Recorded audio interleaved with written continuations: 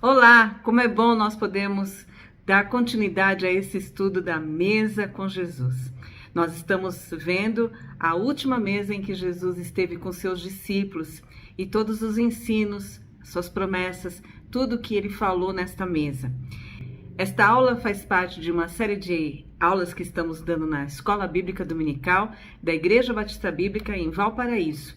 Todos os domingos às 9 horas da manhã e será um prazer ter você conosco. Então, hoje vamos a mais um momento desta mesa tão importante e especial. Antes disso, vamos orar para que o Senhor esteja falando ao nosso coração e nos ensine as verdades que Ele sabe que nós precisamos aprender.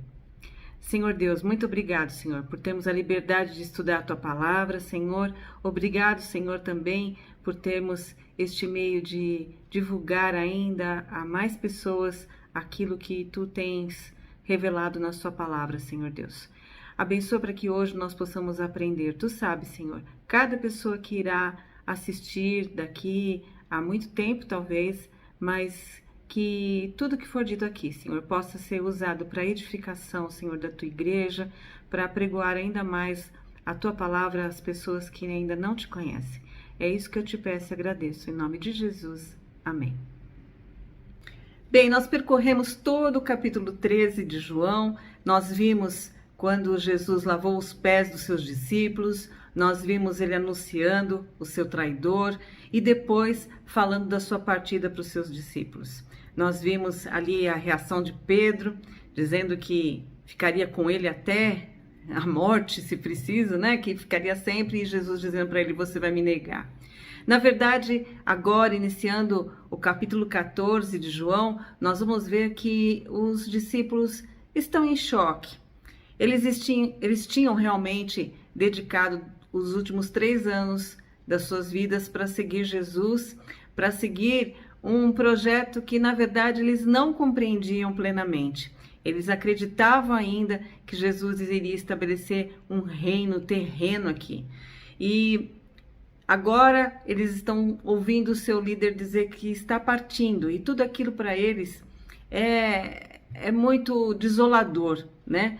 Eles estão realmente chocados com toda aquela situação. Jesus já tinha falado várias vezes para eles que o Filho do Homem iria partir, que iria morrer, mas que iria ressuscitar dali 3 dias. Em vários momentos no Evangelho, nós vemos Jesus dizendo isso. Mas é como se, de fato, eles não entendessem aquela mensagem, eles não compreendessem o que estava por vir. E o fato é que esses discípulos estão tristes, amedrontados, com toda aquela situação que se apresenta, né? Um futuro sem esperança para eles, porque eles sabiam que Jesus partindo, o que seria deles? Eles que haviam sido seguidores próximos de Jesus, se haviam pessoas que iriam querer matar Jesus, com certeza isso também iria sobrevir sobre eles. É interessante nós olharmos para esse primeiro momento em que Jesus fala que vai partir, em que Jesus fala para eles que vai sofrer, enfim, e nós não vemos nenhuma palavra de consolo dos discípulos para com Jesus. Na verdade, eles não veem que Jesus também está ali enfrentando a expectativa da sua morte, né? O seu futuro sofrimento. Então, nós não vemos nenhuma palavra dos discípulos de consolo, de estímulo ou de qualquer olhar para o fato de que o que o Senhor Jesus estava sentindo, né? Jesus está cercado pelos seus discípulos, mas está realmente sozinho no seu sofrimento. Não há uma palavra de encorajamento diante daquilo que eles ouvem. Jesus, o servo sofredor, ele está olhando para o sofrimento dos seus discípulos. Apesar de tudo que ele sabia que ele iria sofrer, ele está preocupado com os seus discípulos. Ele está preocupado em confortar os seus discípulos. E é isso que nós vamos ver hoje nesses primeiros versículos aqui do capítulo 14 de João. Vamos ler. Não se perturbe o vosso coração. Crede em Deus, crede também em mim. Na casa de meu pai há muitas moradas. Se não fosse assim, eu vos teria dito, pois vou preparar-vos lugar. E se eu for e vos preparar lugar, virei outra vez e vos levarei para mim, para que onde eu estiver, estejais vós também. E vós conheceis o caminho para onde vou. Disse-lhe Tomé: Senhor, não sabemos para onde vais, como podemos saber o caminho? Jesus lhe respondeu: Eu sou o caminho, a verdade e a vida. Ninguém chega ao Pai a não ser por mim. Esses discípulos não tinham capacidade para entender os sentimentos de Jesus, porque ele era Deus, né? E eles eram homens, eles não podiam entender o que Jesus realmente estava sentindo naquele momento. Mas o contrário era real. Jesus era capaz de sentir o que aqueles discípulos estavam sentindo. No versículo 21 do capítulo 13, nós vimos que Jesus perturbou-se em seu espírito. Jesus já havia se perturbado, né, com a presença de Judas, com toda aquela situação. Então Jesus, ele sabia os sentimentos que se passavam no coração dos discípulos e é por isso que ele diz para eles: não se perturbem, não se perturbe o vosso coração. Jesus já tinha tido o coração perturbado, ele sabia o que era aquilo. E ele então podia dizer para os seus discípulos: olha, não se perturbem.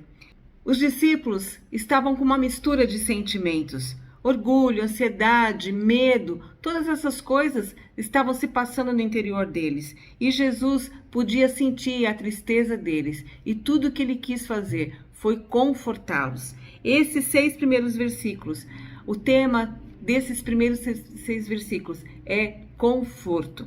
Isaías, capítulo 63, verso 9, diz: em toda a angústia deles, ele também ficou angustiado.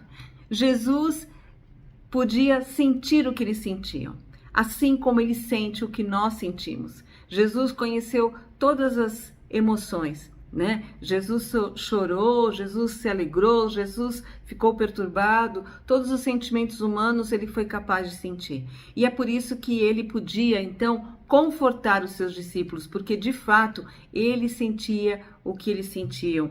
Aqui em Isaías, capítulo 50, verso 4, diz que o Senhor Deus deu-me a língua dos instruídos para que eu saiba o que dizer ao que está cansado. Jesus sempre sabe dizer o que dizer àquele que está cansado, àquele que está angustiado, àquele que está temeroso, e é isso que ele faz com seus discípulos. Ele vai trazer para eles algumas promessas que, com elas, ele pretende confortar o coração daqueles discípulos, tirar deles aquela perturbação, né? E é isso que Jesus faz. Ele depois iria dizer para eles que iria enviar o Consolador, o Espírito Santo de Deus para eles. Mas, neste momento, ele estava consolando eles com suas promessas. E a primeira coisa que Jesus começa dizendo para eles é: não se perturbem, não, o coração de vocês não fique perturbado. Crede em Deus, crede também em mim. É como se ele estivesse dizendo: vocês creem em Deus, creiam também em mim. A base desse conforto é Deus. Vocês creem em Deus, neste Deus onisciente, onipotente, soberano, amoroso, autossuficiente, aquele que tem todos os recursos, aquele que tem toda a provisão. Provérbios capítulo 18, verso 10, diz assim: o nome do Senhor é uma torre forte. Sim, creem em Deus, creem, né? Vocês acreditam nesta torre forte? Então creiam também em mim.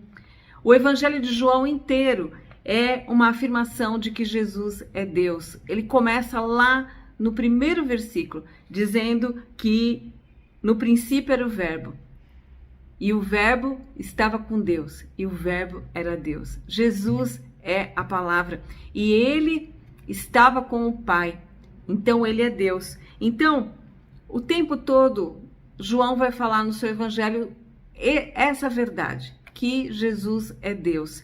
E aqui, Jesus está dizendo: acreditam em Deus, naquele Deus que é invisível? Vocês acreditam nele? Então, creiam em mim. E nós sabemos que Jesus havia perguntado para os discípulos: quem vocês dizem que é? Quem vocês dizem que eu sou? E eles tinham dito: tu és o Cristo, o Filho de Deus. Eles haviam declarado isso. Então, eles podiam acreditar no que Jesus estava dizendo. Os discípulos acreditavam num Deus invisível, mas eles tinham o Cristo visível, concreto ali diante deles. Nós cremos num Deus invisível e num Cristo também invisível. Nós não estamos aqui diariamente convivendo com o Cristo no corpo, humanamente, como eles faziam. E Jesus estava lá com eles fisicamente. Então ele está dizendo: olha, vocês creem nesse Deus invisível? Creiam em mim. Por quê? Porque Jesus, dali um tempo, também passaria a ser invisível para eles. Eles não teriam mais aquele Jesus presente ali, daquela forma para eles. Então eles precisavam acreditar nesse Cristo invisível. No Salmo 27, verso 13, o salmista Davi diz: creio que verei a bondade do Senhor na terra dos viventes. É isso que nós vemos, a manifestação de Deus aqui, a bondade de Deus. Mas o nosso Deus é um Deus invisível. E nós temos um Cristo invisível. Nós cremos num Cristo invisível. E habita em nosso coração o Espírito Santo invisível. Então, eles precisavam também passar a crer nesse Deus invisível, que eles já criam, mas em Cristo, que ia se tornar para eles também invisível. Nós nos movemos em adoração por alguém que nós não vemos. 1 Pedro, capítulo 1, versos 8 e 9, diz assim: pois sem tê-lo visto, vós o amais, e sem vê-lo agora, crendo, exultais com alegria inexprimível e cheia de glória, alcançando o fim da vossa fé, a salvação da vossa alma. Sem tê-lo visto, nós o amamos, né? E nós o amamos porque ele nos amou primeiro. Mas hoje nós cremos sem ver, com os nossos olhos, assim, apenas com os olhos da fé. A salvação vem para aqueles que creem no Cristo, que eles nunca viram. João, capítulo 16, verso 7, Jesus vai dizer: é melhor que eu vá. Aqui está dizendo: todavia, digo-vos a verdade, é para vosso benefício que eu vou. Se eu não for, o Consolador não virá a vós, mas se eu for, eu o enviarei. Vai ser melhor para vocês que eu vá, que eu não esteja aqui mais presente fisicamente, porque quando isso acontecer, eu vou mandar para vocês o Consolador, aquele que virá realmente habitar em vocês.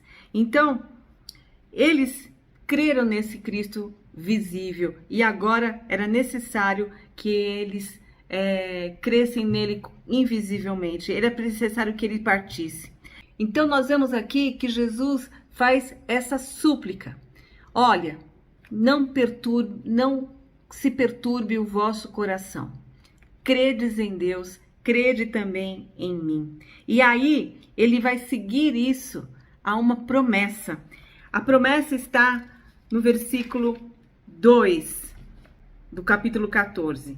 Na casa de meu pai há muitas moradas. Se não fosse assim, eu vos teria dito, pois vou preparar-vos lugar.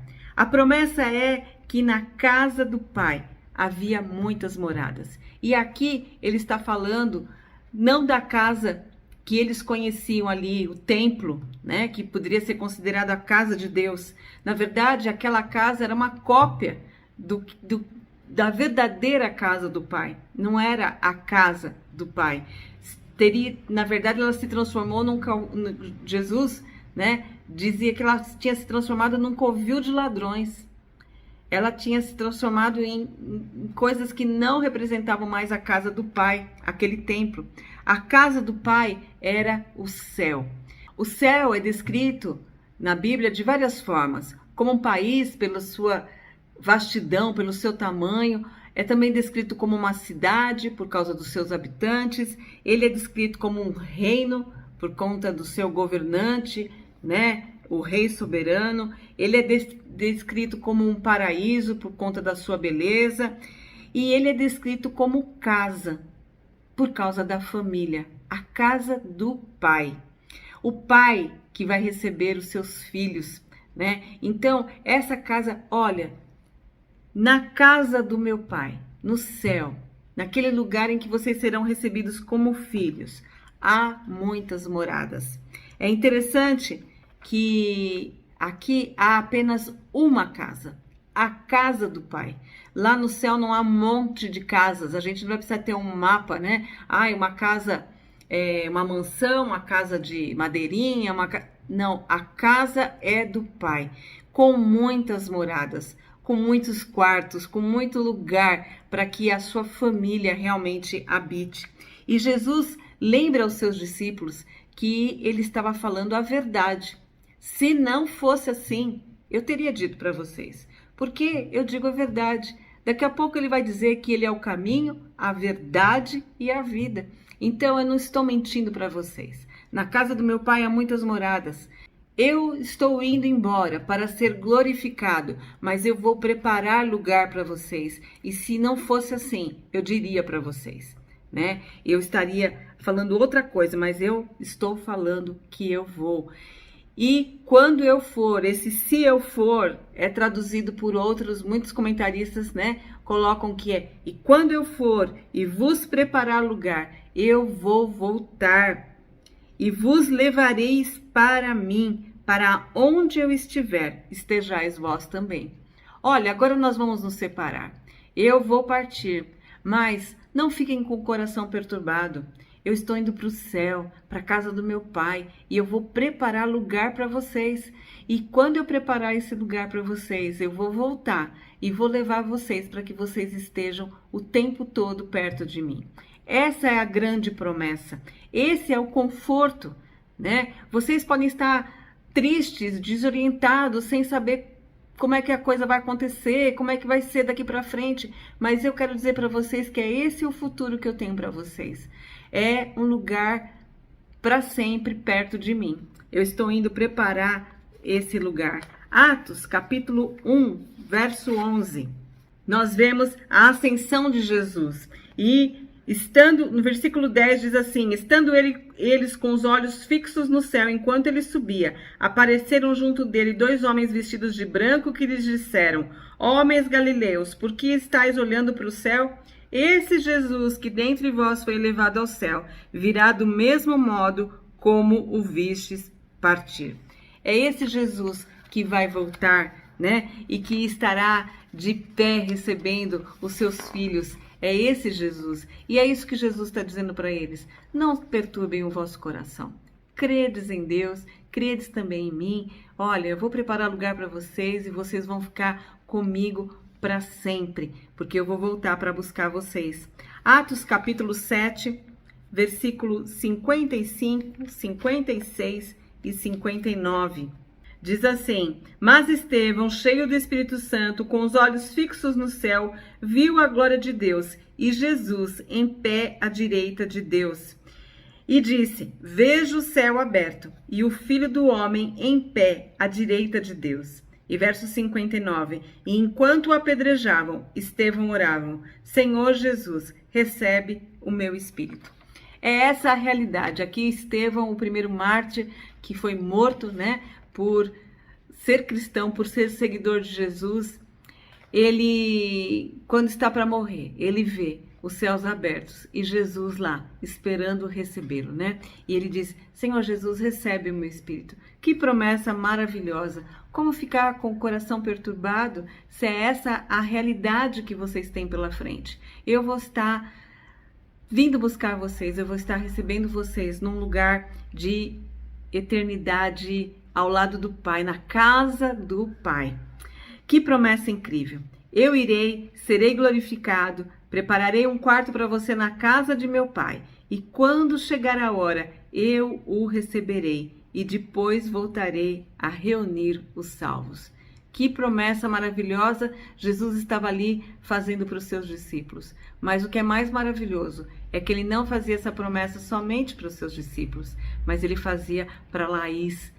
Lá em 1965, ela ia nascer e ela ia crescer dentro dessa promessa, né? E hoje eu estou aqui em 2024, vivendo essa promessa. E é essa promessa que faz o meu coração não se perturbar, porque o Senhor Jesus tem muito mais para mim. E além dessa promessa, aqui no versículo 4, Jesus fala da sua provisão. João 14:4 diz: "E vós conheceis o caminho para onde vou." O caminho, essa é a resposta do cristianismo. Apenas o cristianismo pode dar essa resposta. Como é que nós nos reconciliamos com Deus? Nenhuma outra religião tem a clareza de dizer isso. Como de fato nos reconciliamos com Deus? Né? Nós, os perdidos, os que estavam caminhando para a perdição, para a morte eterna, como é que podemos ter a vida eterna? Jesus está dizendo aqui: vós conheceis o caminho. E é tão interessante que Tomé aqui faz a pergunta, uma pergunta maravilhosa, porque ele possibilita que Jesus esclareça esse ponto, né? Ele diz: Senhor, nós não sabemos nem para onde tu vais, né? Como que nós podemos saber o caminho? Vocês sabem o caminho. A gente não sabe nem o destino. Como é que nós podemos saber o caminho? E aqui vem a declaração de Jesus. Esse é, na verdade, o 6º eu sou do livro de João. João, a gente encontra o termo eu sou o pão da vida, eu sou a porta, eu sou a luz do mundo, eu sou o bom pastor, eu sou a ressurreição e a vida. E aqui ele diz: eu sou o caminho, eu sou o caminho, a verdade e a vida. Ninguém chega ao Pai a não ser por mim. Somente Jesus revelou Deus, somente Jesus foi o sacrifício escolhido por Deus, somente Jesus é o Salvador. A vida estava nele. João capítulo 1, verso 4, nós encontramos que a vida estava nele e ele era a luz dos homens. A vida estava em Jesus. Então, eu sou o caminho, eu sou a verdade, eu sou a vida. Ele é a provisão, é nele que encontramos todas as coisas. E o que nós fazemos com esse tudo que é Jesus para nós? O caminho, a verdade e a vida. Está lá em Marcos, capítulo 16, verso 15, a grande comissão que ele deu aos seus discípulos e a todos nós. E disse-lhes: ide por todo o mundo e pregai o evangelho a toda criatura. Conhecendo essa verdade, sabendo desse Deus, né? Sabendo que esse Deus que se fez homem em Jesus e que se tornou o caminho, a verdade e a vida, tudo que nos resta é espalhar essa verdade para o mundo, essa boa nova de salvação. Por isso, esse pequeno trecho, esses 6 versículos de conforto que Jesus dá aos seus discípulos, nos trazem algumas lições. A primeira delas é que nós não precisamos ter o nosso coração aflito, pois ele levou sobre si todas as nossas aflições. Jesus conforta o coração dos discípulos. Ele estava precisando de conforto naquele momento, né? Mas ele olhava para os discípulos, olhava com amor as aflições que eles tinham, porque ele já tinha sentido aflições também no seu coração. Então, nós não precisamos carregar aflições no nosso coração, nós não precisamos ficar perturbados, porque o nosso Jesus, ele está pronto a acalmar o nosso coração. Basta nós irmos para as promessas dele. A outra lição que nós aprendemos é que nós temos que crer no Cristo invisível e não somente no visível. Jesus aqui estava dizendo para eles: eu vou partir. Crede em Deus, crede também em mim, né? Às vezes nós queremos um Cristo visível hoje. A gente quer acreditar quando ele se mostra, né? Através da solução de um problema, através de uma cura. Quando a gente percebe Cristo ali, nossa, olha, tá acontecendo as coisas, né? Jesus está resolvendo os meus problemas, está atuando. Então eu creio nele completamente. Mas quando há silêncio, nós deixamos de crer que ainda assim Jesus está agindo. Então nós precisamos crer no Cristo invisível, naquele que morreu por nós, vive para nós, está preparando lugar para nós e voltará em glória para nos buscar. Nós precisamos crer na promessa gloriosa da volta de Cristo e do gozo eterno da sua presença. E é isso o que move a nossa alegria. Não fique perturbado o seu coração, mas tenha a alegria de viver essa promessa gloriosa da volta do Senhor Jesus e do nosso gozo eterno da presença dele. Esse é o maior presente que teremos, viver na presença plena do Deus Trino. Então, que a gente possa realmente viver essa promessa. Essa é uma grande lição para a gente aprender. E a última lição que a gente tem aqui é que o único caminho, ele precisa ser anunciado. Ide por todo mundo, pregai o evangelho a toda criatura, falem para as pessoas desse caminho, falem deste único caminho, a única forma de encontrar a paz com Deus, né? De realmente receber essa vida eterna é através desse caminho, desta porta que é Jesus. Eu sou o caminho, eu sou a porta, Ele é a vida. Então, que nós possamos estar anunciando poderosamente esse evangelho que transforma vidas. Que Deus abençoe você, que se hoje o seu coração estiver minimamente perturbado pelas coisas deste mundo, que muitas vezes tiram nossa paz, que você volte o seu olhar para as promessas gloriosas do Senhor Jesus e não fique com o seu coração perturbado. Creia em Deus, creia em Jesus, creia no Espírito Santo que habita em você, se você já encontrou o Senhor Jesus. Creia nisso, creia no futuro glorioso que Ele está reservado a você. Não se perturbe. Amém.